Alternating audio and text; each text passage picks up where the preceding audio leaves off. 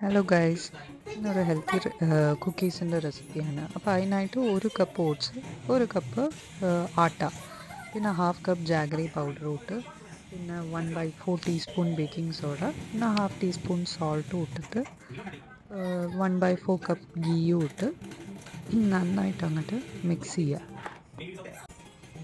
നന്നായി മിക്സ് ചെയ്ത് ശേഷം കൈ കൊണ്ടിട്ട്, ഞാൻ ആക്ച്വലി ഗ്ലൗസ് യൂസ് ചെയ്തിരുന്നു. കുറച്ച് കഴിഞ്ഞപ്പോൾ അത് ഒട്ടിപ്പിടിക്കാൻ തുടങ്ങിയതുകൊണ്ട് ഞാൻ കൈ തന്നെ യൂസ് ചെയ്തിട്ട് നന്നായിട്ട് ഞങ്ങളുടെ ഒരു ഡോ റെഡിയാക്കി. എന്നിട്ട് പിന്നെ ഞാൻ ആദ്യമായിട്ട് കുക്കി മേക്കർ യൂസ് ചെയ്യുന്നത്. അപ്പം അതുകൊണ്ടാണ് കുട്ടികളുമായിട്ട് കുറച്ച് അവർക്ക് ഒരു ഇൻട്രാക്ഷൻ സെക്ഷൻ പോലെ വെച്ച് അങ്ങനെ എൻജോയ് ചെയ്യിപ്പിക്കാൻ വേണ്ടിയിട്ടാണ് ഇങ്ങനെ ചെയ്തത്.